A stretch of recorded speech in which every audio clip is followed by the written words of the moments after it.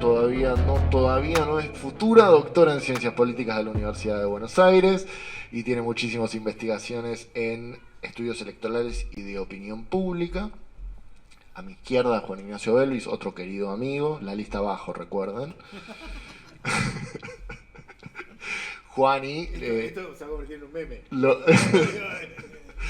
Lo llamé a Juani por varios motivos. A mí me interesa que vos reacciones, hablando de la lógica de Internet, me interesa que reacciones a lo que Julieta nos va a contar, con tu experiencia desde dentro de campañas, poniendo el corazón y también asesorando campañas, poniendo el intelecto, a veces el corazón, a veces el intelecto del corazón, a veces vemos.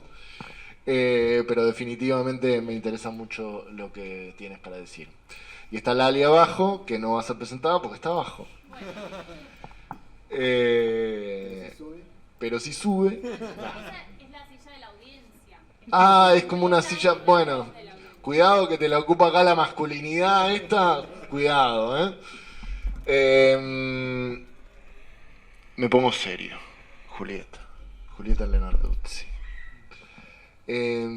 Contanos, ¿cuál fue tu motivación? ¿Cómo fue que empezamos? ¿Qué queríamos probar? ¿Qué probamos? Todo tuyo. Bueno, muchas gracias por haber venido, gracias por la súper generosa presentación. Espero estar a la altura de las circunstancias. Bueno, en 2021 venían las elecciones legislativas y de Democracia en Red, Agustín nos contactó a Bárbara Seifer y a mí. Bárbara Seifer está próxima a parir, es su segundo, ahora es su segunda hija, y no podía estar con nosotros, pero es autora junto conmigo del artículo y nos propuso la idea de pensar en los memes y en la relación entre los memes como algo omnipresente en nuestra vida cotidiana, pero específicamente en las campañas políticas, ¿no? ¿Qué memes circulaban? ¿Cuáles circulaban más? ¿Cómo podemos identificar eso? ¿Y cómo podíamos caracterizar a esos memes que circulaban más? Haciéndonos la pregunta que vos mencionaste, por un lado, de qué es lo que hace que un meme político pegue, un meme que se relaciona con la política, que pegue, que circule, que se reproduzca, por qué se reproduce, qué es lo que pasa ahí con la circulación del meme, con su nacimiento y su muerte, ¿no? Como ese ciclo de vida un poco corto que tiene y cómo se da ese ciclo. Y por otro lado, preguntarnos si, como se decía en los medios de comunicación, y también entre diferentes representantes de la política que de alguna manera ninguneaban o subestimaban al meme diciendo, bueno, el meme la verdad que es superficialidad, que no suma al debate, ¿no? Es una imagen que tiene un texto que no permite la elaboración de un discurso, que no permite el debate, ¿no? Es un espacio público que está como cerrado, no es el ágora, ¿no? En donde se pueden compartir ideas, ¿no? Todo es instantáneo, rápido. Y por otro lado es, bueno, suma la polarización, ¿no? Hace más profunda la grieta.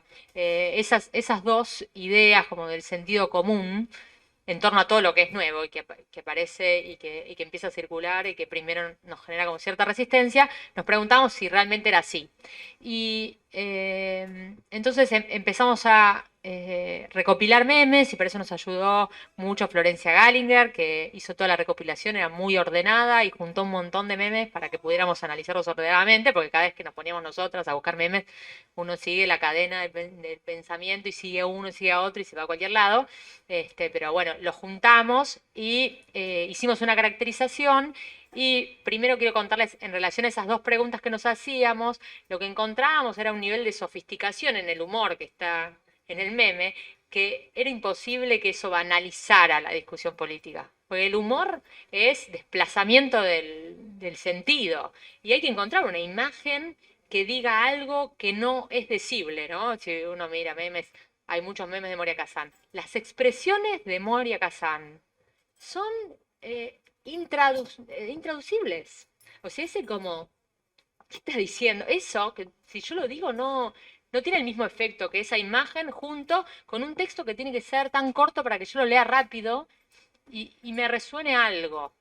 y eso me invite a reproducirlo porque a mí me resuena algo y me animo a suponer que a otro le va a resonar algo, no sé si lo mismo o no, ¿no? Y genera esa comunicación. Entonces, los memes que vimos, había mucha sofisticación. Y sofisticación no necesita muchas palabras, todo lo contrario. O sea, yo puedo, y van a ver que hablo mucho, y soy menos sofisticada que un meme. O sea, cuando yo me pongo a tratar de construir un meme, tengo tantas palabras que decir que no puedo, ¿no? En algo que sea instantáneo, generar ese efecto, ¿no? Yo necesito, mis WhatsApp son todos larguísimos y me digo mil disculpas y muchas gracias. Bueno, el meme no es eso.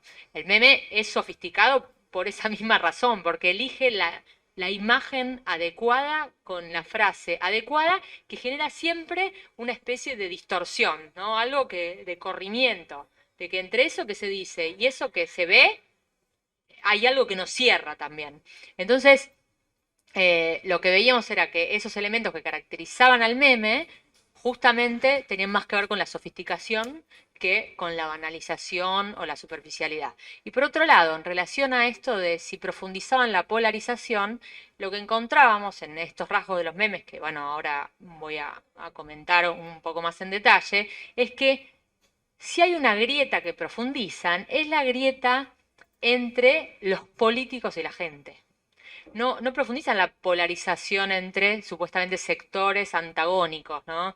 Y entonces están por un lado los peronistas, los kirchneristas, los Cambiemos, o el que es antiperonista, el gorila, la nueva forma del gorila para el kirchnerismo, todas esas formas de grieta que nos podemos imaginar, porque la grieta justamente no habla de quienes están del lado de la grieta, uno tiene que imaginar quienes están de cada lado. Lo que profundiza esa grieta es, me río de los políticos. O sea, es el pueblo o es la ciudadanía.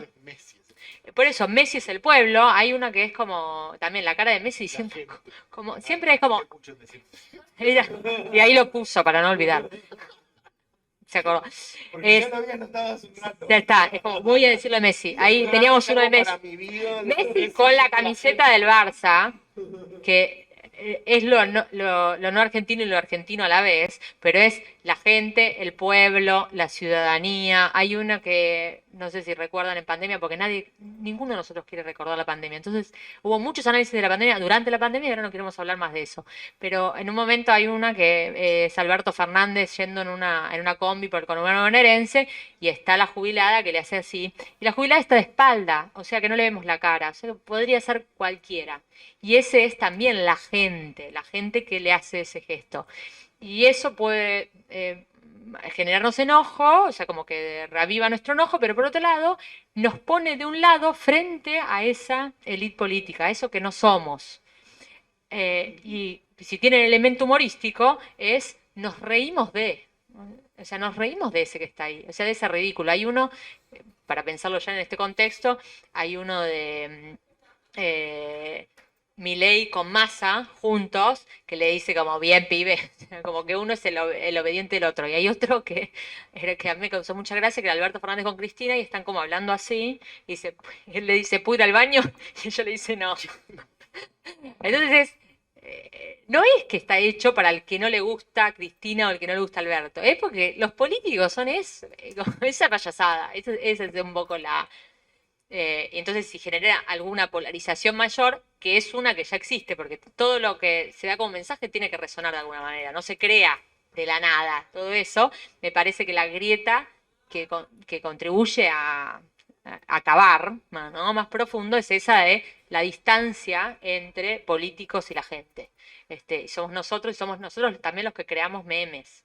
Aunque esos memes no sean tan genuinamente creados por individuos atomizados, eh, incluso si son desde estrategias de campaña, son asimilándose al lugar de yo quien voto, no yo quien represento. O sea, yo no puedo desde el lugar de representante crear ese meme. Ese meme es desde abajo, ¿no? Y desde abajo puede ser reproducible o no, y eso es lo que genera como algún sentido de comunidad.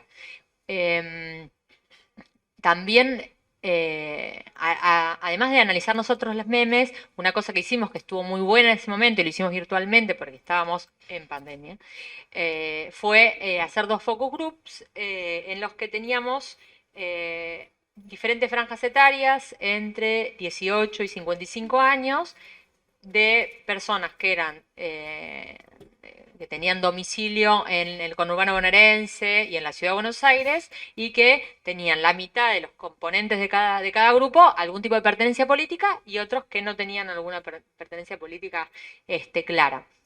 Y entonces les mostrábamos muchos memes y veíamos cuáles eran los que les generaban algún efecto, los que ellos contribuirían a reproducir y los que no, porque no les sonaban a nada.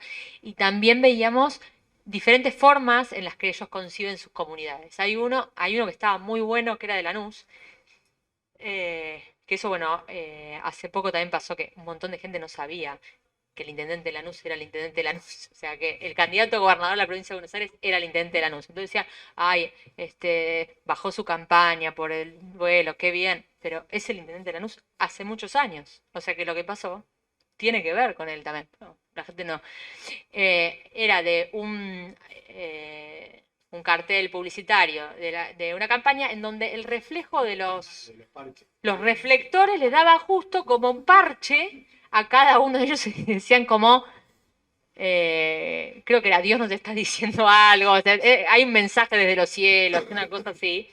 Y había solo uno que dijo, yo ese sí lo reproduciría. ¿Por qué? Y porque soy de Lanús. Entonces alguien va a entender de qué estoy hablando. Y claro, yo que estudio elites políticas, que estudio Lanús, sí, sé quién es el pirata. O sea, pero otros dijeron, no sé quién es. No, eso no se lo mandaría a nadie, no me genera nada.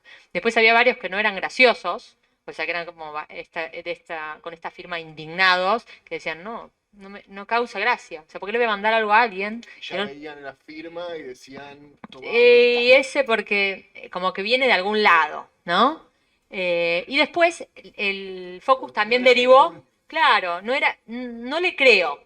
No le creo que el tipo lo creó en el momento. Claro. Claro. Y otra cosa también era lo bueno de la rapidez con la que apareció un meme en relación a un fenómeno, como que decir, qué ocurrente. Cuando fue la nube de viento de arena que le tocó a Tolosa Paz mientras que ella hablaba y se volaba todo, y entonces era el secreto para bajar la inflación y se perdía. Bueno, ese también lo que decían era en relación a esto de la banalización de la discusión política o de si desinformaba el meme, decían, muchas veces el meme me hace ir a ver qué pasó. O sea, yo digo, esto no me causa gracia, pero porque algo no estoy entendiendo. Pasó algo y yo no supe qué pasó. Entonces voy y busco qué es lo que pasó y entonces ahora así me puedo reír. Porque no hay cosa peor que te cuenten un chiste y no entiendan la mitad porque me perdí algo, la película esa no la vi, no me causa. Entonces, eso, en relación a estas dos preguntas principales que nos hacíamos, lo que teníamos una visión bastante optimista de los memes. Pero bueno, el meme apareció, es algo nuevo y es algo que contribuye de alguna manera, ¿no? Y no destruye. Y por otro lado, si alguna distancia genera, es entre los políticos y la gente, y esa es una distancia que existe. O sea, es una distancia y que está representada en el meme, ¿no? Es como una forma de representar algo que está ahí presente y de teatralizarlo. Y después solo quería decir en relación a esos rasgos, como para identificarlos claramente, los rasgos que encontrábamos que nos parecían centrales para que el meme pegara de alguna manera y que nos permitía entonces distinguir este meme cómo funciona, este meme cómo funciona, eran, bueno, en primer lugar estaba este elemento de la posición del enunciador, ¿no? Que el meme es anónimo. Es anónimo en el sentido de que no tiene firma, así como cuando contamos un chiste nos decimos, este lo inventé yo. No importa, la gracia del chiste es que lo cuentes bien aparte, no que sea de tu autoría, ¿no? Y todos podemos apropiarnos de eso. Tienen algo parecido al rumor, ¿no? El rumor es como me dijeron, no es que yo soy la fuente del rumor, yo soy el canal, ¿no? Uno es el canal de ese meme. Y el anonimato era un elemento que ayudaba a que el meme circulara, ¿no? La no apropiación. ¿Por qué? Porque permite que el que no está identificado con alguna particularidad pueda hacer circular un meme porque le causó gracia y por esos múltiples sentidos que tiene, ¿no? Y por otro lado, el anonimato también está en esa posición del enunciador, que es ese que está creando el meme no aparece como el sujeto que enuncia. Hay una especie de hiperenunciador que es ese sujeto, la gente, la ciudadanía, el pueblo, que está personificado en un particular. Messi, por ejemplo, la jubilada, y hay diferentes personajes que aparecen como el que enuncia por detrás de eso. A veces es la cámara, a veces es como el testigo de una situación. Hay uno de Macri que se abraza con un chico y que le dice, mi papá, no sé, algo así como mi papá me dijo eso es bueno, él no es tu papá. Como que todo esto es una mentira, está siendo engañado. Entonces ahí el enunciador no es ningún... Era algo así como que no se están espiando. El enunciador es así como alguien que está mirando por el agujero de la cerradura, ¿no? Está mirando por un lugar por donde no se sabe que está y está atestiguando lo que no se sabe, como el caso de Cristina con Alberto, de como puta al baño, ¿no? Es como alguien que está escuchando algo que no había que escuchar. Y ese es enunciador, es ese que está ahí parado y vio algo y te lo cuenta y está con vos, ¿no? Es tu cómplice. Como se hace también los recursos de cámara para quienes hacen cine, que es, bueno, si yo te pongo la cámara acá en el hombro, yo soy el que va con... O sea, yo estoy identificado con ese. Si ese va y apuñala, yo soy el que apuñala. Entonces eso, es como, si yo estoy ahí mirando, estoy viendo esas indiscreciones, pero no soy parte de eso. O sea, estoy ahí viendo los empaños menores, viendo esa intimidad que es vergonzosa de alguna manera. Entonces un rasgo era el del anonimato y de esa posición del enunciador, que es un hiperenunciador, como que está ahí revelándonos algo, pero a distancia y de nuestro lado. El otro es el elemento de la indeterminación y la espontaneidad. O sea, un meme tiene que estar en el momento en el que está. Las campañas políticas tienen sus tiempos marcados, ¿no? Tenemos el día que se va a votar, ahora tenemos, porque parte ahora de la normativa, tenemos los días de los debates, tenemos después un balotaje, tenemos el momento en el que cierran las alianzas, tenemos un momento en el que cierran las listas, todo eso ya está definido. Pero lo que pasa en las campañas es mucho más que eso. Entonces, bueno, sale la Santileta a hacer la gira y pincha la goma, hay que estar para el momento que pincha la goma decir algo. Y entonces es estar en el momento y crear el momento. O sea, podía la Santileta pinchar la goma y que eso pasara, pero si alguien hizo un meme que era creativo en relación a eso no puede estar planificado en un brief de campaña. No puede decir, bueno, cuando pinche, lo vamos a hacer. Hay otras cosas que sí pueden estar planeadas, por ejemplo, la idea del Colorado. Es como, bueno, ¿cómo instalamos que Santilli existe? Bueno, entonces ponemos el pelo colorado y todas las cosas que parecen cargadas de eso son también parte de lo que cree para eso. Y entonces ahí uno lo que puede pensar es, bueno, se puede usar en una campaña esto para instalar a un candidato. Ahora, ¿para qué parte puede servir? Puede servir, como lo vimos en distintos memes que funcionaban, puede servir para instalar un nombre que no estaba, porque no hay peor cosa que ser desconocido. ¿Sí? Entonces, para que te conozcan, inundamos todo, que lo identifiquen con ser pelirrojo, y que lo identifiquen con que se puso mucha plata para decir que es pelirrojo, bárbaro, listo. Ahora todos saben que es el pelirrojo y es el candidato nuestro, listo. Ahora después, empujar a la ciudadanía a un mayor voto, ya igual el piso lo tenemos. Como lo identificaron, el que votaba a Macri sabe que era listo. Eso va directo, después puedo construir algo. Ahora, eso lo hizo Esper también, ¿no? Es como había mucha campaña en torno a memes con Esper que usaron un poco el humor, pero Esper estaba muy sobreestimado en sus propios memes. Verdes era fuerte, era un superhéroe de los videojuegos, eran cosas que ya eran un poco ridículas, pero sirvió para instalar a un candidato y ya lo instalaba también en otras plataformas o ámbitos. Pero parecía más para instalar a un personaje que para conducir el voto, ¿no? Entonces, ese elemento de la indeterminación, o sea, de estar en el momento y de crear el momento que tiene el meme, era otro rasgo importante. Era como, hay que ser rápido.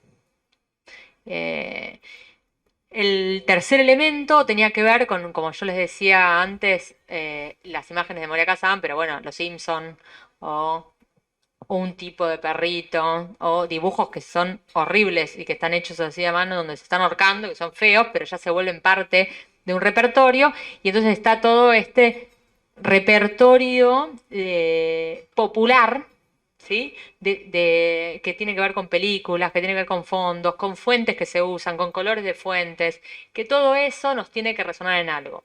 Lo que tiene el meme especial es que no puede resonarnos todo.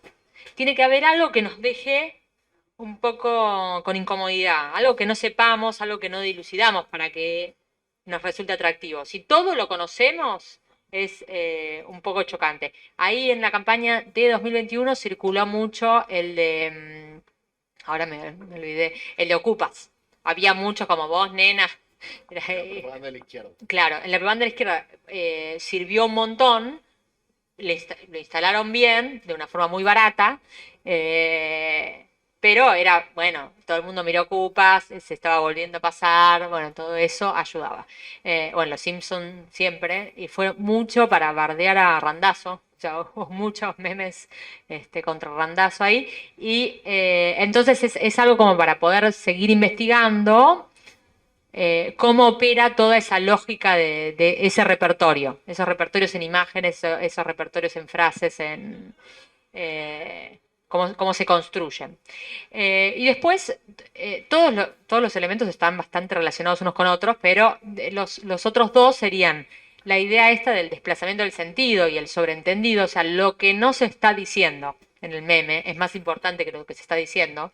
Lo que no se está diciendo porque la imagen habla sin hablar y porque el texto justamente está dando por sobreentendido mucho, ¿no? Es como una frase incompleta que nosotros le completamos el sentido. Y eso también abre a muchos más sentidos que si se fijara, ¿no? Si le pusiéramos el punto. Entonces, ese sobreentendido era otro elemento. Y por último, el humor. Vimos varios memes que no eran graciosos. Y cuando lo testeábamos en los focus y cuando los estudiábamos, también esos memes que no eran graciosos eran memes en general con autoría, eran memes en general que eran parte de una planificación, que estaban fuera del momento, etc. Entonces el humor era un elemento ineradicable, ¿sí? de los memes. Y bueno, estos eran un poco los 5 elementos que después nos permitieron responder las preguntas. Si querés, seguimos charlando y pienso un poco en esto de si tiene algo de actualidad hablar de los memes, porque todo lo que decimos parece viejo, ¿no? Cada mes que pasa. Además porque nos ponemos más viejas, más viejos. Yo estoy más vieja que antes. O los demás de ninguna manera, pero yo sí. Pero sí lo que pienso y lo que estábamos charlando antes es esto de cómo se puede uno moverse bien en una nueva plataforma como, bueno, cómo me muevo en Instagram con los memes, cómo me muevo en Twitter, y cómo hoy uno puede moverse bien en TikTok. Y que ahora, bueno, todos los ojos están puestos en TikTok y entonces hay que estar en TikTok para...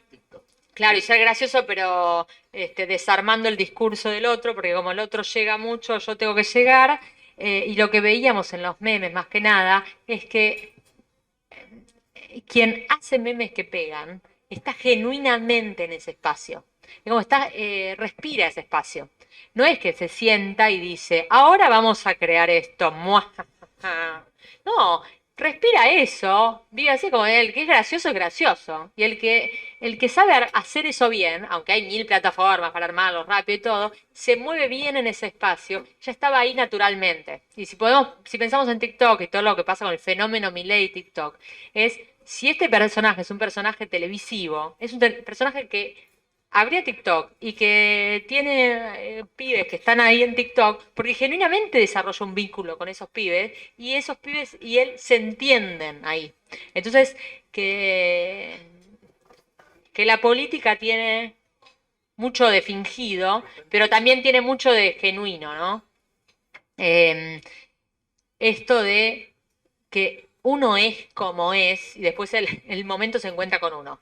En esto de los memes, los memes son lo que son y yo tiro lo que tiro. Y si el meme pega, es porque estaba parado en ese lugar porque era lo que me tocaba. Ahora me muevo bien en esa plataforma, me muevo bien en TikTok porque es mi forma de comunicar de alguna manera naturalmente. ¿Podemos aprenderlo? Sí, lo podemos aprender. eh, Hasta un punto, podemos meternos en ese espacio y explorarlo. Pero para el que estaba allá ahí, no es que un chico de 16 años dijo, está TikTok. No, es como que se levantó y respiró y es así. Es como yo nací, existía el teléfono para hablar. Nunca dije, oh, el teléfono. Es algo natural, nací con eso. Bueno, el que nació con TikTok. Y entonces eso hay que entender un poco de esto que pasa con, bueno, la semana que viene va a aparecer otra nueva plataforma, otra nueva forma de comunicabilidad y vamos a estar siguiéndola. Y bueno, podemos manipularla hasta un punto. O sea, no es todo tan manipulable. Es como parte de nuevos espacios públicos que tienen otras dinámicas y, y que, bueno, podemos interpretarlos, pero también entenderlos como lugares genuinos de debate, lugares genuinos donde se puede construir políticamente. Eso.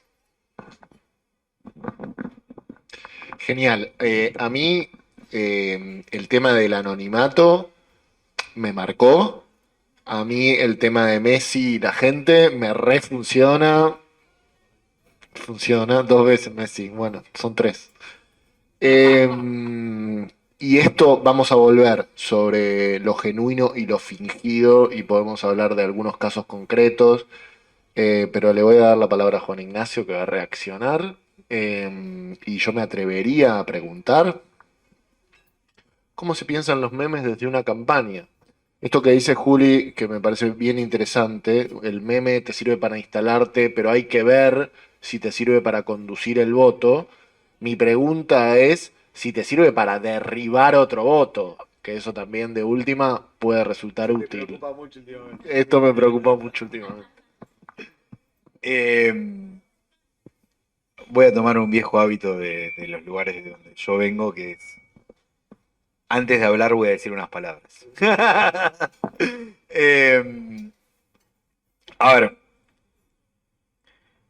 yo hoy lo decía, yo soy muy maglujaniano, ¿no? En mi forma de tratar de entender los fenómenos mediáticos, sociales, políticos, culturales. Y me parece que una de las cosas interesantes del planteo que tiene que ver con, de nuevo, la convergencia de alguna forma que tienen los sistemas mediáticos con los fenómenos sociales, es que los medios no son sujetos. ¿No? Digo, es partir de la idea de que Facebook es una empresa, pero no me hace cosas. La gente lo usa y le hace cosas a otros en Facebook o con Facebook. O con TikTok, ¿no? O con Fotolog, o con lo que se les ocurra. Y los memes un poco me parece que tienen mucho de eso, ¿no? Y es... Son un... Cuando uno... Me voy a poner en comunicólogo, ¿no? En comunicador, pero digo, cuando uno estudia los sistemas de comunicación, de la forma más básica de sintetizarlos, uno tiene un emisor, un enunciador, tiene una audiencia que va a recibir ese mensaje, el mensaje, un medio a través del cual se sucede ese fenómeno y un código, ¿no? Y ese código tiene que estar compartido entre el emisor y el receptor para que esa comunicación sea efectiva. Yo creo que el meme es un código, ¿no? Y es un código que de hecho es autónomo de la plataforma, ¿no? Algo que nosotros hemos visto y que tiene mucho que ver con los contenidos que son la materia prima de alguna forma de los memes, es que ya no importa el medio en el cual se produce ese fenómeno, porque necesariamente va a ser extrapolado a cualquier otro tipo de medio, ¿no? Una nota de televisión que aparece en un sticker después de WhatsApp, o un recorte de un capítulo de Los Simpsons, o lo que sea, ¿no?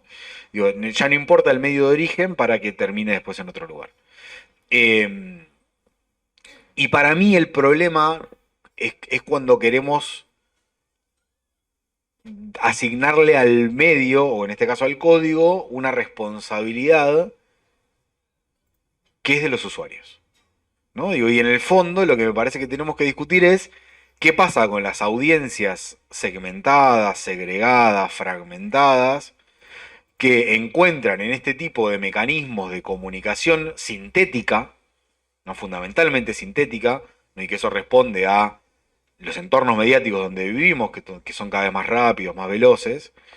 Yo doy clases de campaña, ¿no? Y muchas veces decimos, puedo decir más con un emoji de un corazón verde y un corazón celeste que con todo un discurso, ¿no? Digo, o con un pañuelo, ¿no? Digo, la síntesis o el símbolo nos sirven para encapsular en ese producto de consumo fácil un montón de cosas, ¿no? El problema es que esas cosas tienen que ser compartidas, ¿no? Y ahí es donde el meme se vuelve interesante, porque justamente interpela a algo compartido, los Spider-Man, ¿no? O el que, claro, ¿no? O el que sea, de donde hay un código compartido. De nuevo, los stickers de nuestros grupos solo funcionan en nuestros grupos, pero son muy efectivos en nuestros grupos, ¿no? Eso tiene que ver con el compartido, ¿no? Y ahí es donde está el desafío de, voy a decir una palabra que odio, que es la viralización, ¿no? Que es este fenómeno de la masividad, ¿no? De los vectores de reproducción exponenciales, si se quiere, ¿no? Que muchas veces suceden en los memes. Chau, Dani. Les pongo así porque es mi socio, entonces aprovecho. Pero me parece que lo interesante, y retomo algo que se decía hoy que me parece que es muy importante, y es, esto es bottom-up, ¿no? Digo, esto surge porque la gente necesita expresarse. Y lo hace de esta forma porque es la que tiene, ¿no? Digo, porque es la que tiene, porque, por ejemplo, a ver, lo voy a decir en términos que pueden sonar raros, pero no veo mucha gente de 50 años produciendo memes. ¿Eh? Graciosos, ¿no? Claro, buen punto. De los que valen. Probablemente no. Bueno, no, pero que tampoco manejan las herramientas de edición.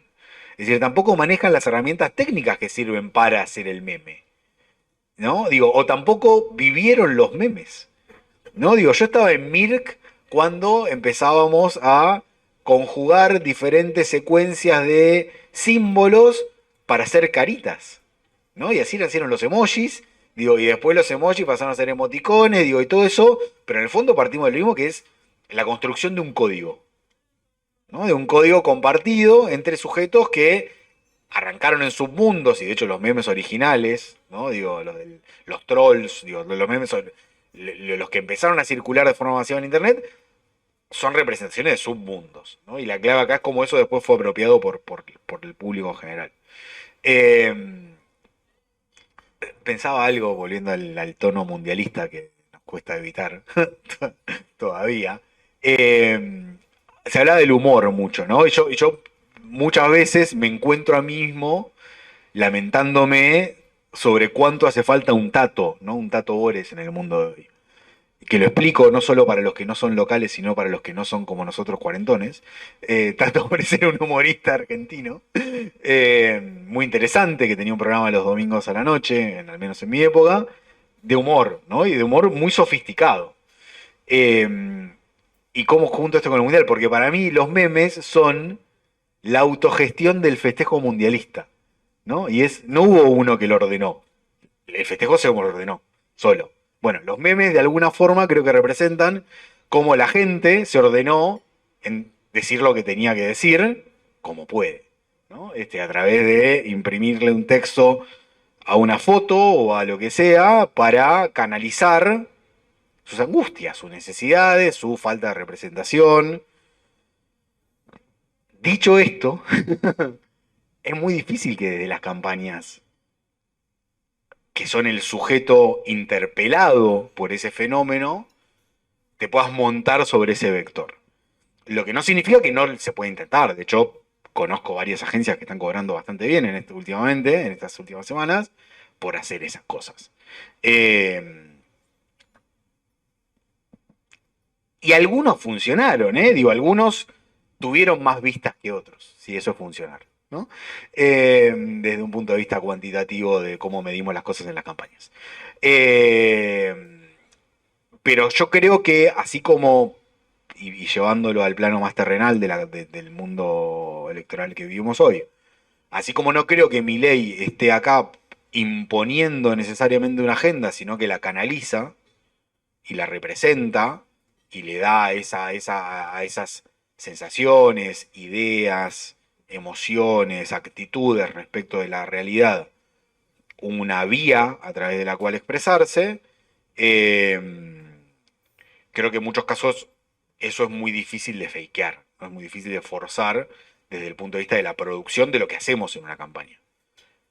A veces tenés la oportunidad en términos temporales o en términos de que es un buen chiste, ¿no? Y efectivamente lograste montarte sobre alguno de esos vectores, pero creo que es muy difícil construir vectores desde ahí. Lo que sí quizás sabes o podés hacer si sos bueno es aprovecharlos, ¿no? Digo, pero no sé si lo podés creer, para decir así algunas cosas. ¿No quiere decir nada? ¿No? Yo digo, porque yo no tengo problema en hablar y después pensar. Yo hablo y luego pienso. Es así, es mi lema. Sí, está bueno esto de pensar también en eso que necesita ser representado y no es representado. Entonces el meme podría ser entendido como un código, también podría ser entendido como un representante, ¿no? Como representante no necesariamente es el sujeto que te representa, que va a ocupar el lugar institucional de representante, sino que es esto, una representación en este mundo hiperrepresentativo, ¿no? En donde estamos permanentemente viendo representaciones de algo, ¿no? Nuestra vida pasa por las series, pasa por, o sea, todo lo representable.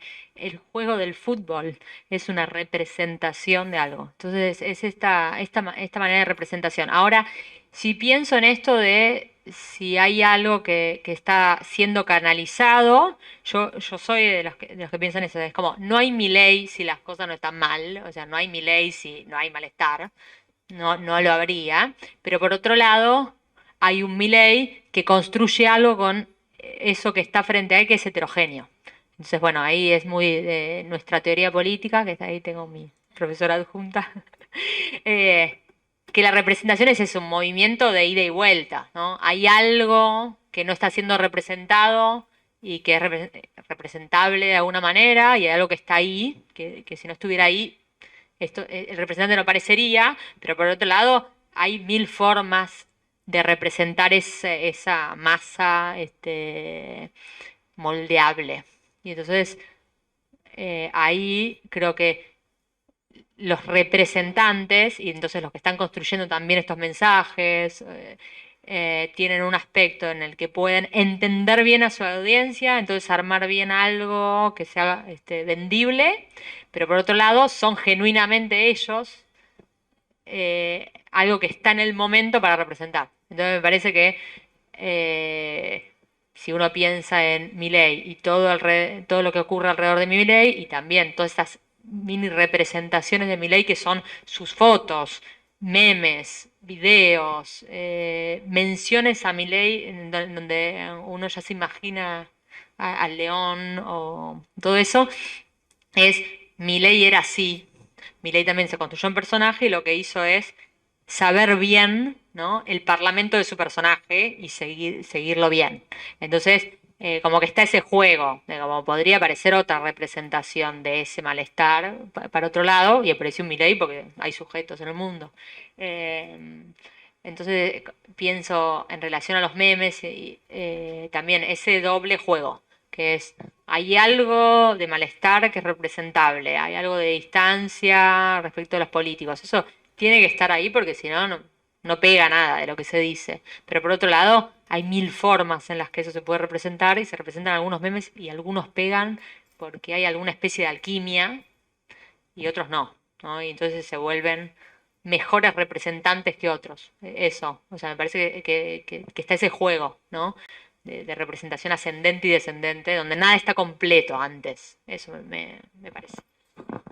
Y en ese sentido me parece que es sofisticado Milei. Obviamente Milei no saca el resultado que saca porque existe TikTok, sino por lo que él dice en TikTok y por lo que él representa en TikTok. Hay una idea de que él, fisurado y medio loco, como empatiza, la gente empatiza por ese carácter de quebrado y loco, como estamos nosotros, y él me parece que hace muy bien ese juego de representar y ser representado. Él tiene una relación con los memes que hacen de él, que él a la vez lo retuitea y los expone, en donde participa perfectamente del juego. Porque es representado, pero a la vez está siendo representante de todos esos quebrados que están enojados, que están... entonces, si tenemos un mérito para reconocerle al señor, son sus habilidades comunicacionales, que no tienen que ver con el medio, sino que tienen que ver con cómo explota el medio. Y la predisposición de la audiencia, correcto, correctísimo, correctísimo. Claro. Ahí me hiciste acordar sobre quién explota bien los memes. En la campaña 2021, ahora Tetaz no existe. No contra Tetaz. Hoy le mandé el paper tuyo y le gustó mucho. ¿Por qué? Porque Tetaz es eso, justamente. Tetaz creó, o sea, es su performance televisiva, iba directo a crear memes, y era un meme, era para hacer el meme, O sea que y es una estrategia. por eso, de él es una estrategia. por eso, fue totalmente una estrategia. Y la frase esa está muy bien construida, pero es pero Macri. Era como de decir algo y no decir nada al mismo tiempo. Podía hacer cualquier cosa, pero al mismo tiempo no es cualquier cosa. No es como si yo escribiera, pusiera la mano así como un gato que pasa por un teclado y hace... No, no es eso. Es pero Macri. Podía ir para muchos lados y estaba escrito ya. Entonces ya puso, en la imagen puso el texto del meme para la foto. Sí, para el GIF. Claro, fue para todo. Y fue muy... Por eso fue una campaña muy efectiva, pero era una campaña que lo que decía era, dijeron que no teníamos que hablar de Macri, porque los que nos estaban dirigiendo decían, no hablemos de Macri porque el gobierno nos fue mal. Y entonces dice, yo lo voy a nombrar a Macri, pero lo voy a nombrar de una manera tan invertida, que en la que lo que estoy diciendo es, los kirchneristas están haciendo todo mal, pero dicen pero Macri. Y entonces ahí hablo de Macri, que es lo que no tenía que hablar, pero de una manera en la que va al otro. Estaba muy buena, todos los memes que surgieron a partir de eso, pero digo, una buena estrategia. Pero lo otro que tenía Tetaz era que cualquier cosa que se burlara de él, a él le causaba gracia. Entonces eso era como, el político que se puede reír de sí mismo puede capitalizar mucho más eso. Porque se pone en ese otro lugar. Es como, sí, somos unos autorreferenciales y yo realmente no sé cuánto sale el subte, porque no ando en subte. Y sí soy petizo. Hay uno muy bueno, el de Vidal cuando jura. Que es como, lo vio Ana Martín, es uno peticito. Porque ellos también así, es uno peticito. Y él ahí dijo, qué bueno ese meme. O sea, alguien que tenga la capacidad de poder legitimar ese discurso que era una burla contra él, es porque está por encima de eso. Y eso también es eso que puede hacer Milei. Es como cómo canalizás esa burla. O sea, cómo canalizás esa caricaturización de vos mismo. Y bueno, yo soy la caricatura. Sí, soy. Y yo la mandé la caricatura. Y ahora Milei es lo contrario. Y Ornequian, vieron que yo algo contra Ornequian. En realidad Ornequian no está atrás mío. Bueno, ya es una forma de dar vuelta a todo, pero cuando uno legitima algo que era contra uno, parece que uno lo hubiera ordenado. Es como yo soy omnipresente y omnipotente. Entonces eso como, ay, sí, qué risa, qué bueno tu chiste. Bueno, va al bolsillo. Y eso me hizo acordar, ¿no? En 2021 fue muy buena la forma de utilizar en campaña de Tetaz, pero porque Tetaz tiene su humor, porque Tetaz lo podía construir. O sea, nadie le podía ir a decir a Tetaz, bueno, ahora vos haces esto. La reta no podía hacer la remera. Tenía que ser desde otro lugar. Eso. No, sí, a mí me parece que sí, ya, yo creo que Milei no tiene la misma capacidad de reacción, yo creo que es muy al revés. Yo creo que sí, Milei tiene un equipo que entiende muy bien cómo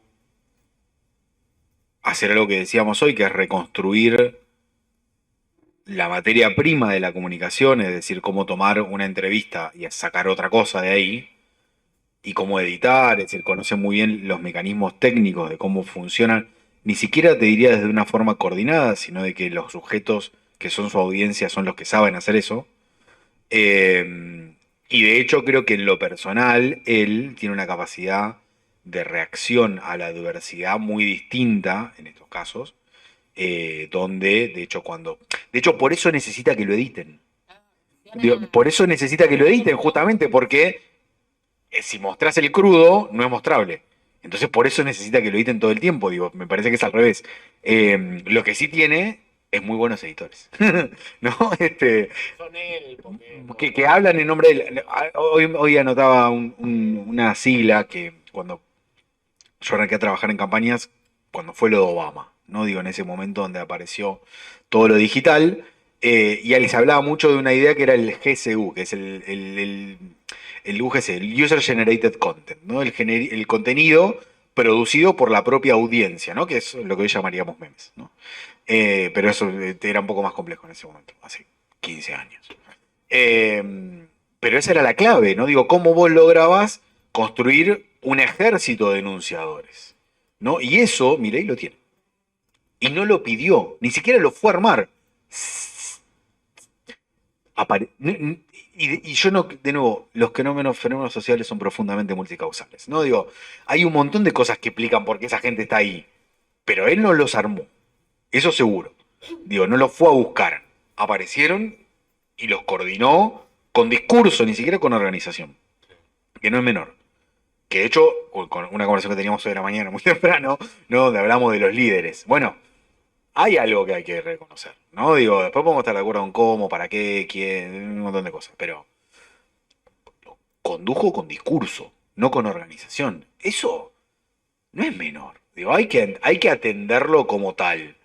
Estemos de acuerdo o no, digo, pero hay que entender que ahí está pasando algo y que funciona no en TikTok, funciona en Twitch, funciona en Discord, funciona en otras plataformas. Digo, nosotros vemos solo TikTok. Y ese es parte del problema. Digo, esa es una gran parte del problema, porque el fenómeno no se da ahí. Digo, ahí es el efecto. Yo creo que eso es gran parte del problema de que estamos, aún con la cercanía que tenemos con el objeto de estudio en este nivel, estamos lejos todavía. Digo, desde la política, ¿no? Digo, no nosotros acá, digo, pero o quizás nosotros acá también. Pero más allá de eso, digo, estamos lejos todavía del fenómeno y nos cuesta encontrar el vector que nos permita hacer algo con eso, porque en el fondo, y ahí me pongo de nuevo el sombrero de campañas, lo que a mí me importa es hacer algo con eso, ¿no? Digo, es cómo logro interpretar el fenómeno para poder accionar en función de eso. Digo, si no, mi interpretación no sirve de nada. Daré la palabra al público.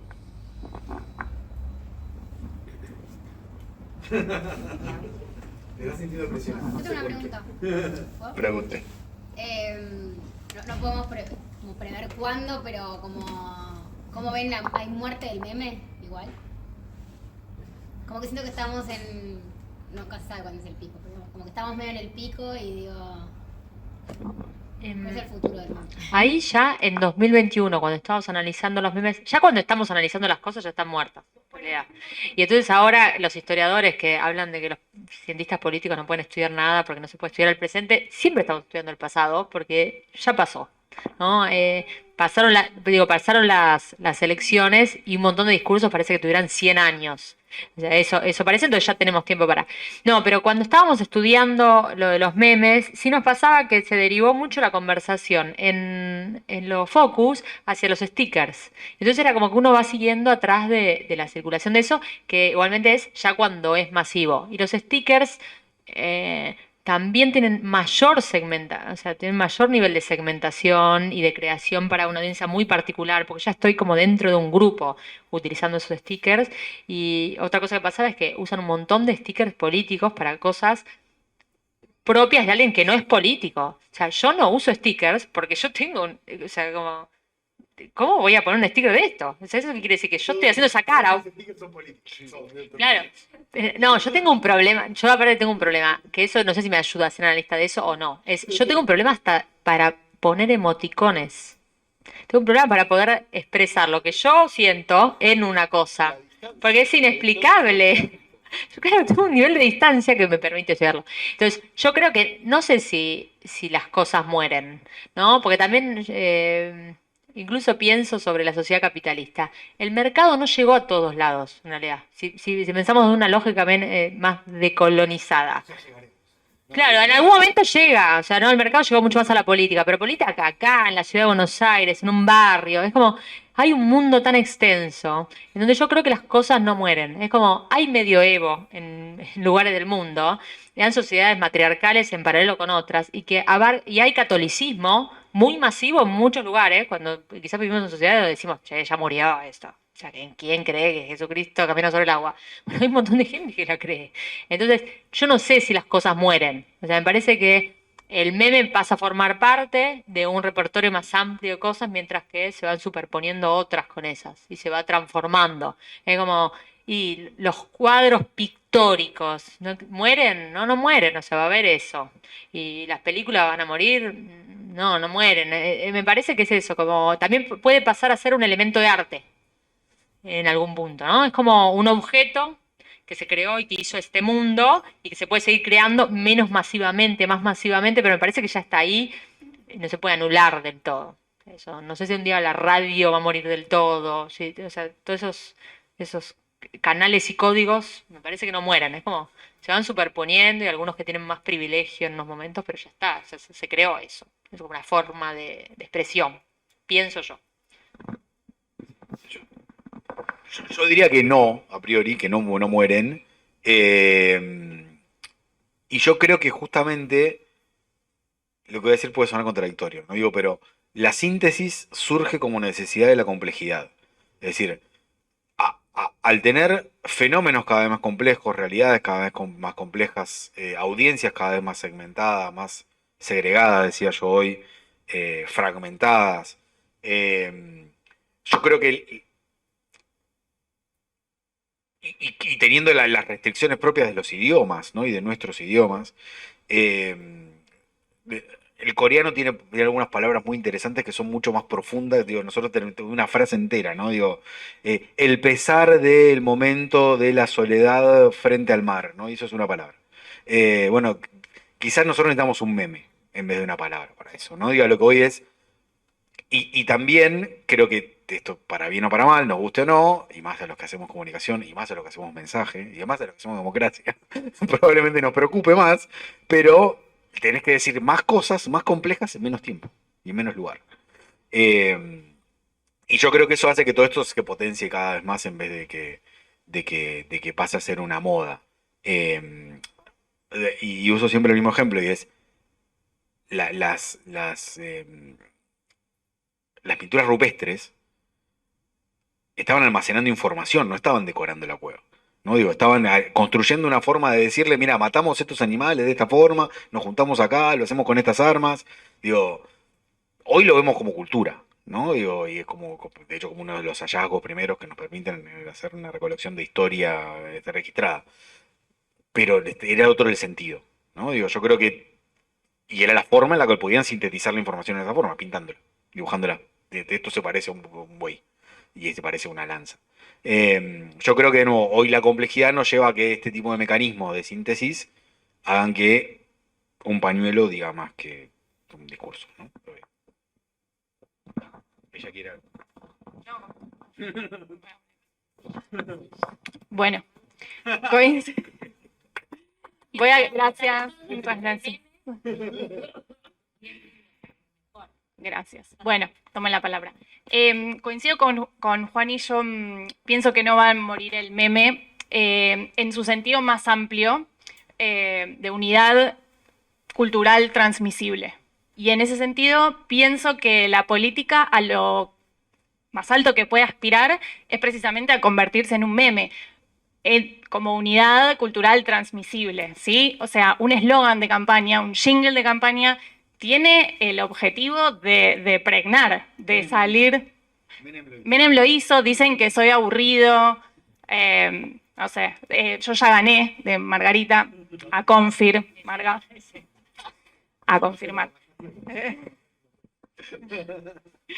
Entonces digo, la política tiene como objetivo pregnar, viralizarse, transformarse en unidad transmisible. Lo puede hacer más bruscamente, como la campaña de Randazzo, por ejemplo, esa pieza creada por Ramiro Agulla, que de Randazzo peleando con una Cristina de espaldas, que lo putea, que ya nace prácticamente como un meme. Vamos a ver si capitaliza o no capitaliza, es otra cosa.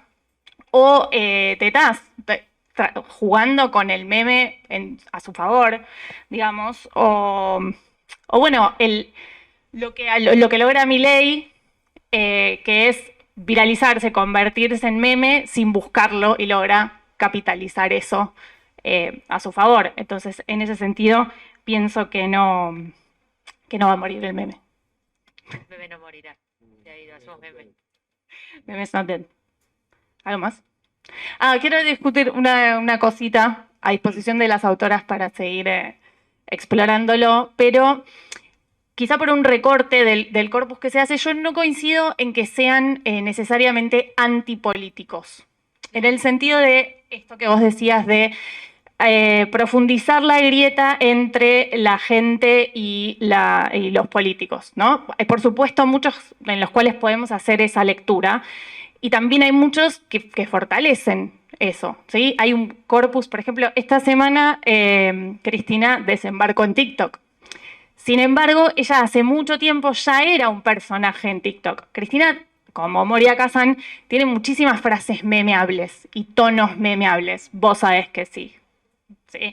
Y hay un montón. Y eso lo recortaba la audiencia, como le pasó a Milei. Orgánicamente, digamos. No eran cuentas lado B de Cristina, ni era la cuenta oficial de Cristina. Sin embargo, ella era un personaje de TikTok que la acercaba a la gente, ¿no? No eran para... ni siquiera eran proselitistas, digamos. Simplemente instalaban su carita y reforzaban ciertas características de señora que puede representar algún sentimiento nuestro. Digo, los memes también pueden funcionar, pienso, pueden y ayudan a hacer discursos para poner de manifiesto la grieta entre la gente y los políticos, o bien pueden jugar a favor de esa relación. Ahí sí, estoy de acuerdo. Yo creo que hay dos cosas. Una es, nosotros al final del artículo hablamos sobre eso, si pensamos en si son antipolíticos en el sentido de contra la política, o si son contra los políticos, pero son profundamente políticos en el sentido de que estamos en esta comunidad política y solo que los políticos son la lacra, la casta, todo eso. En nuestra mirada son profundamente políticos porque hacen a la comunidad política. Y que este aspecto de grieta con los políticos es parte de este tiempo en el que vivimos. Pero por otro lado también el momento en el que los estudiamos en elecciones legislativas. Las elecciones legislativas en general no se construye tanto identificación. Son en general el momento en donde la ciudadanía elige castigar a los representantes, pero un poquito nada más, y para que aprenda a ver si para la próxima se porta mejor. Pero no se construye tanto a partir de eso, ¿no? Bueno, la figura de Milei se empezó a construir ahí, pero no con este acento actual. Entonces, si uno lo estudiara de vuelta en este contexto, podría pensar, bueno, los memes pueden construir también políticos y legitimidad de esos políticos. Ahora sí, de una manera particular, no desde una identificación tradicional. Es como, bueno, la izquierda sí ponía en toda la firma el sellito. Eso era hiperminoritario para esa audiencia hiperminoritaria que era filo. O sea, era adentro de la Facultad de Filosofía y Letras, se hablaban entre ellos, eso era, y podían causar gracia a uno más que conocía a otro, pero nada más. Entonces es quizás a lo que no dan lugar es a una identificación más amplia que en esas etiquetas partidarias tradicionales o que con esto yo apoyo a Juntos por el Cambio, pero sí pueden, eso, lo de generar personajes. En algunos casos pueden instalar a los que no existen y en otros casos pueden configurar al personaje que después va a seguir el guión.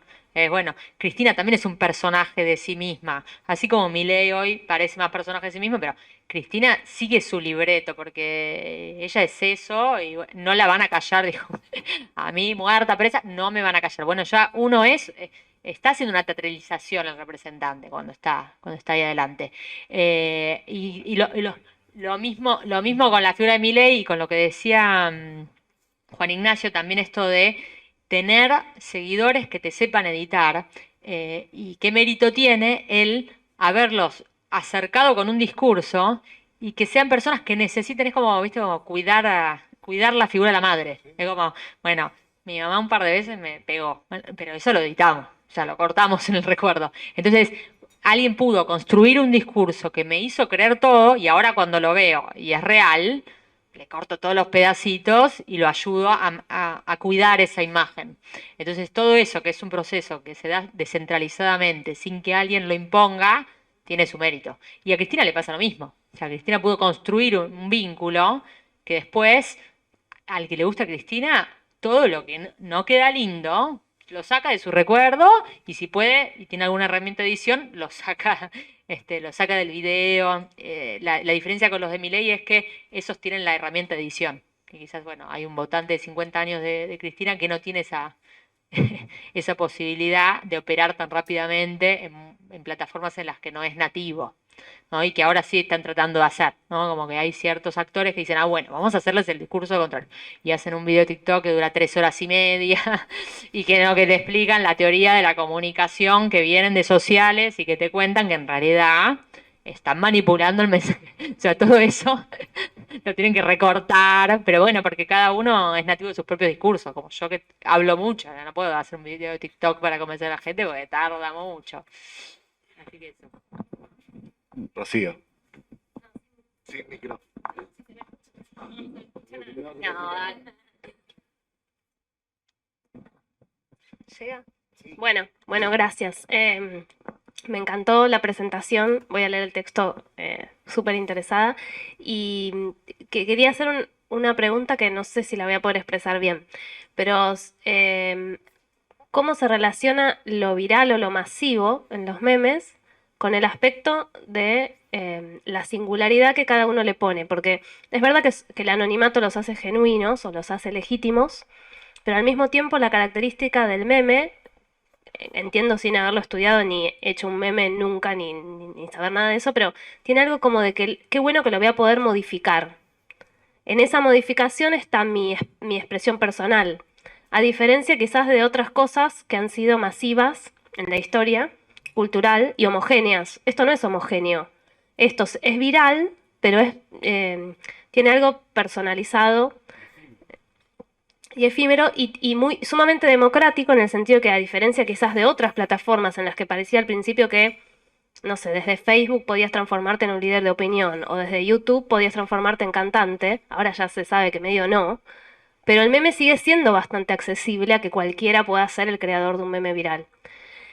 Y la otra parte es algo que habías dicho, Juan Ignacio, de que hay memes que surgieron en otras plataformas, como, no sé, Discord, 4chan, también, en los foros, los más del mundo más oscuro o el más submundo, como decías, o más de aquello que no es accesible a todos, que se contrapone un poco con la lógica de lo viral, ¿no?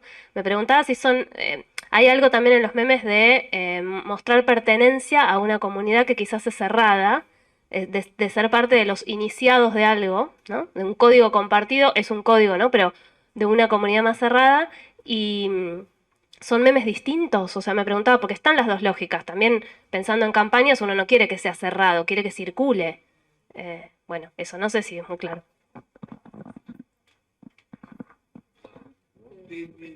Aprovecho porque me nombró a mí, así que...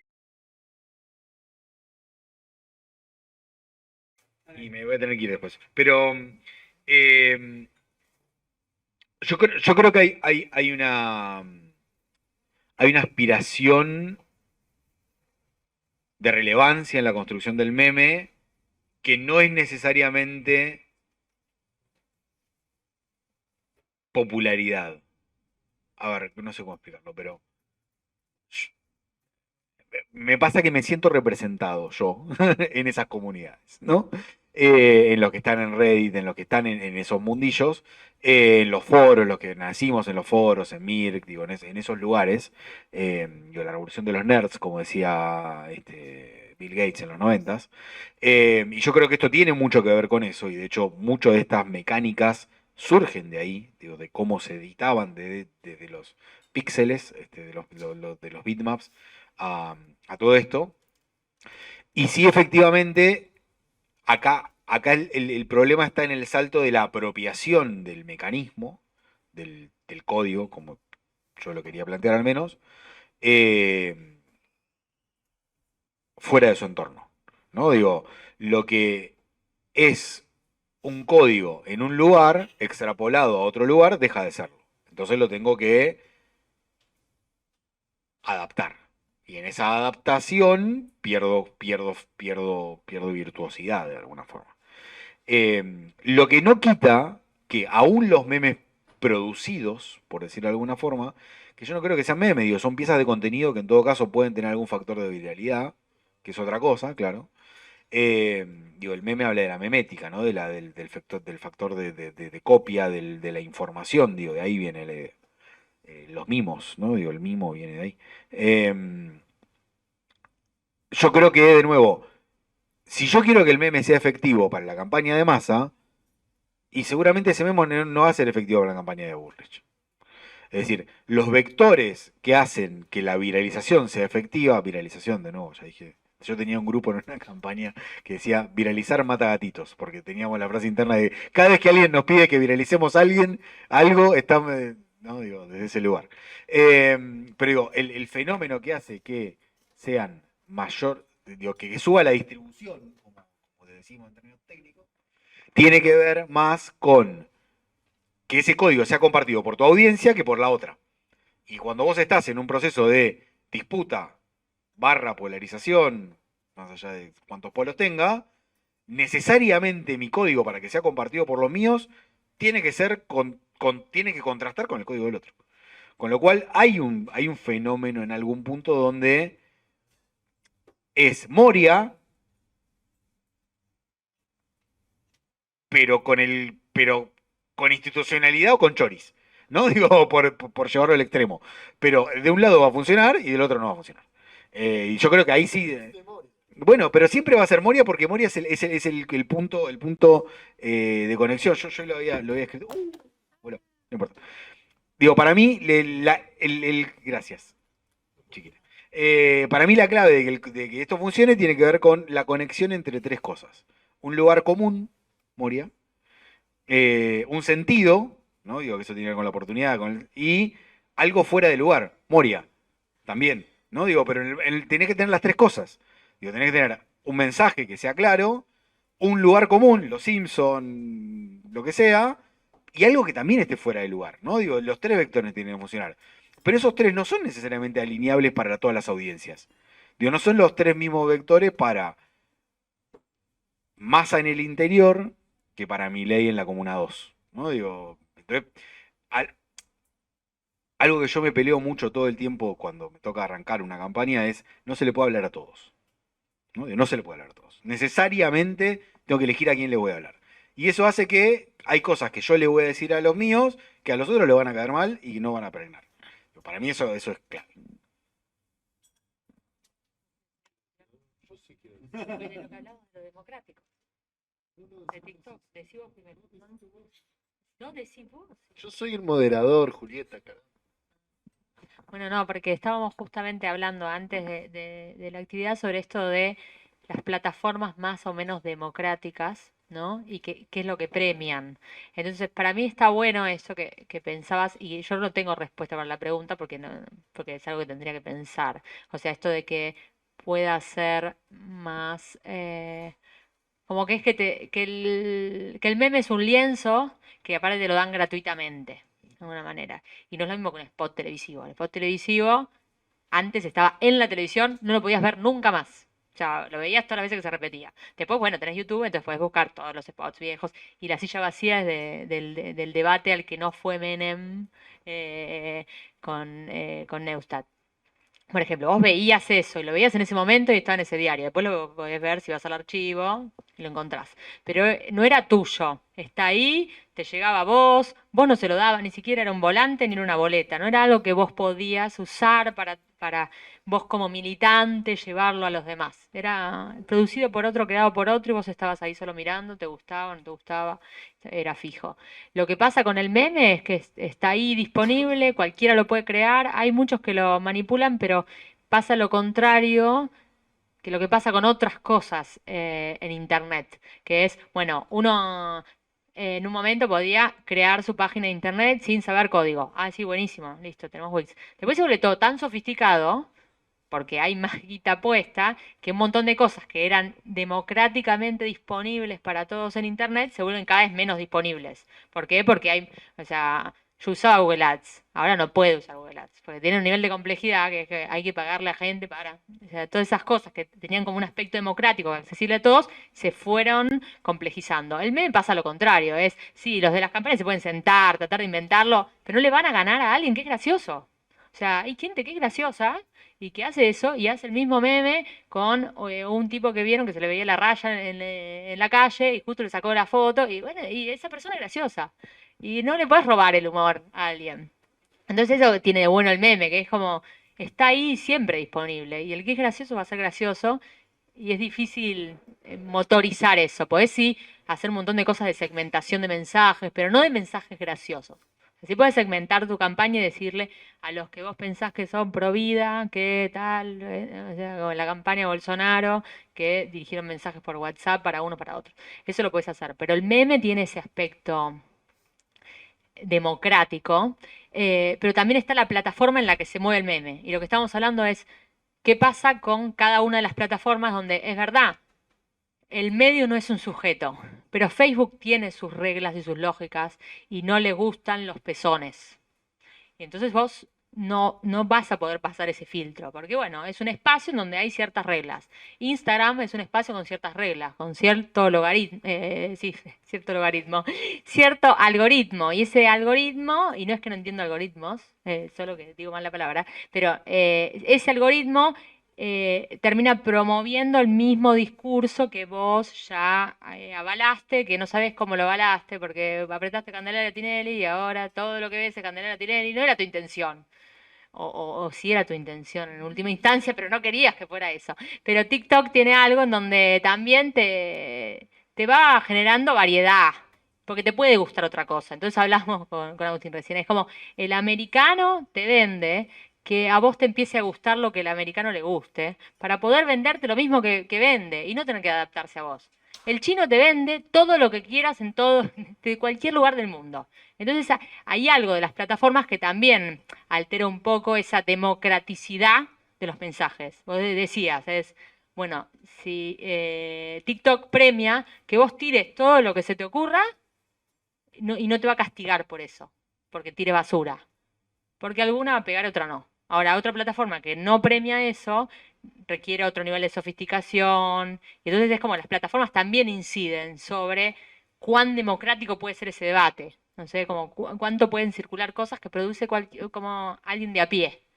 Y eso me parece interesante de lo que decía Rocío, de esto de lo democrático, que nosotros no lo tocamos tanto o sea, sí lo pensamos lo democrático en términos de eh, como bueno, la relación entre representantes y representados, la igualdad, pero la distancia y la cercanía, y esta forma de democracia en la que hay un poco posición antipolíticos, pero no antipolítica.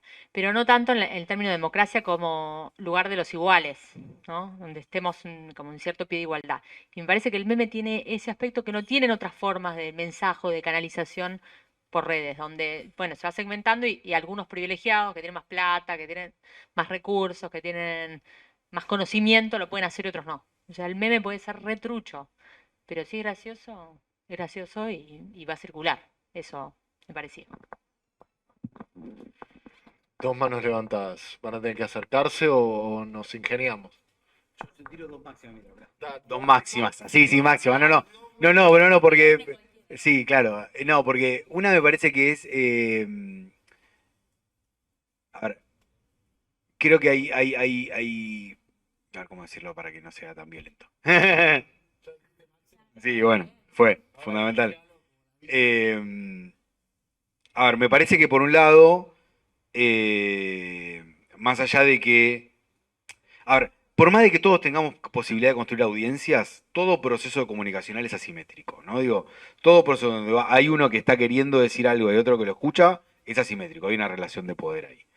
Y creo que todos nos recontra comimos la curva de la democratización con el 2.0. ¿No? Digo que nos creímos realmente que porque había espacios donde todos podíamos decir cosas, eso iba a hacer que la cosa sea más democrática. Y me parece que esa premisa está equivocada. Digo, en la evidencia, 15 años después, 20 años después, de qué pasó con la masificación extrema de las plataformas donde la gente puede decir cosas, desde WhatsApp hasta los blogs.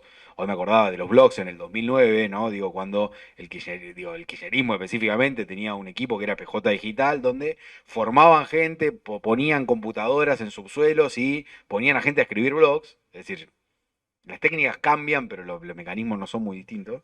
A lo que hoy es, volviendo a la síntesis de recién, y es, en el fondo, si no es gracioso, no importa, por más de que todos tengamos Paint, o todos tengamos la herramienta que sea para hacer si yo no tengo potencialidad en el mensaje, no sirve de nada.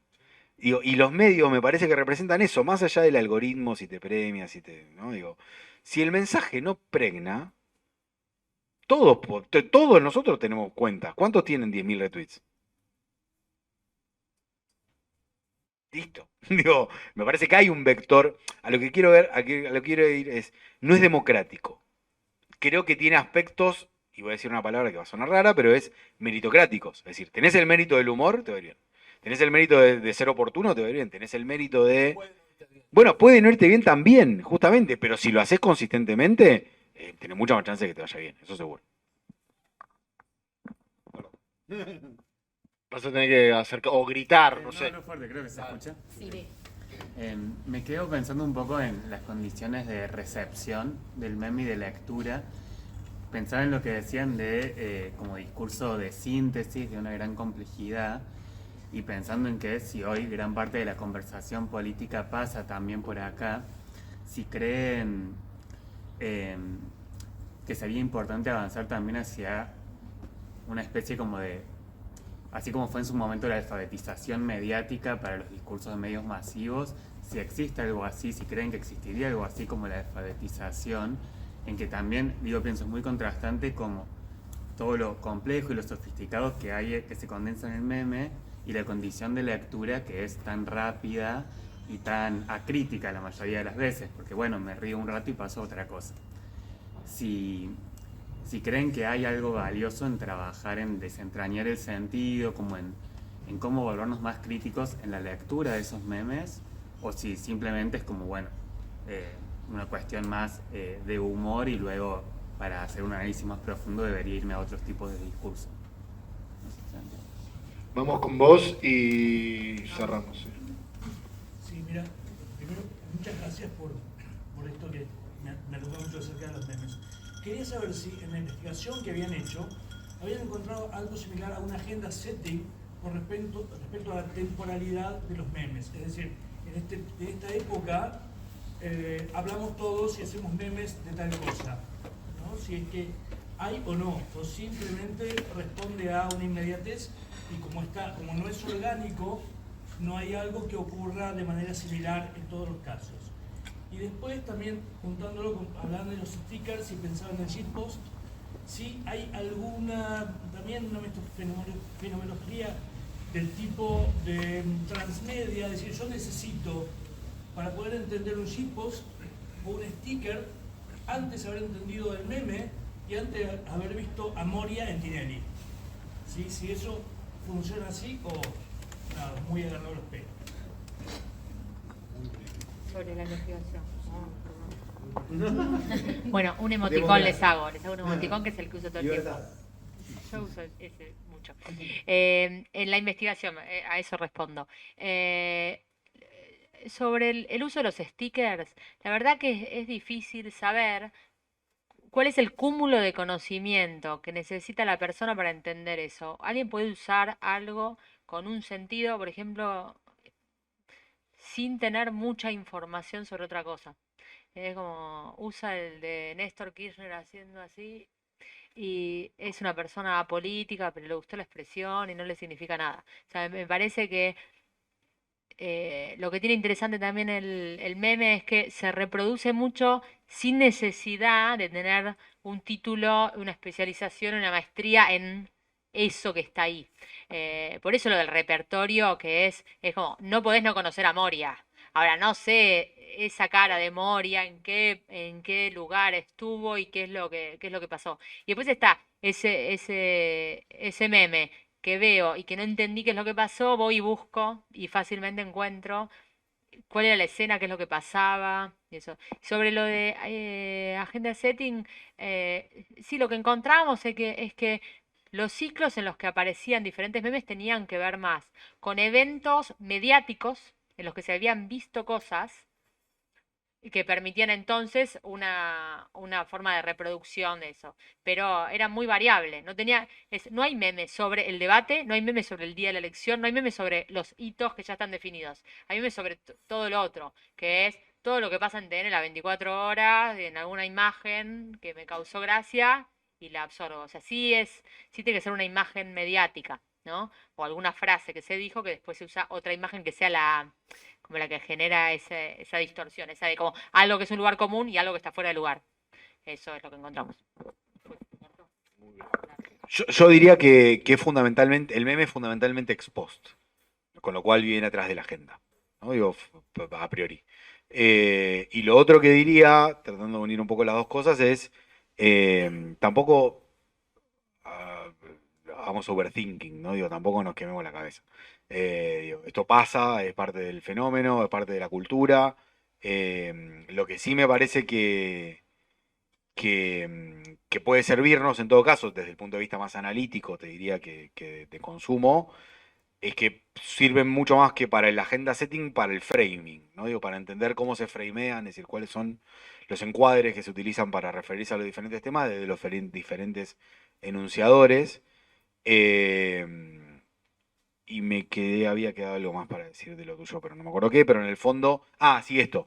Yo creo que, y esto lo decíamos un poco de la mañana, yo creo que a diferencia de todo esto, generar más desinformación genera más cultura e información, al revés.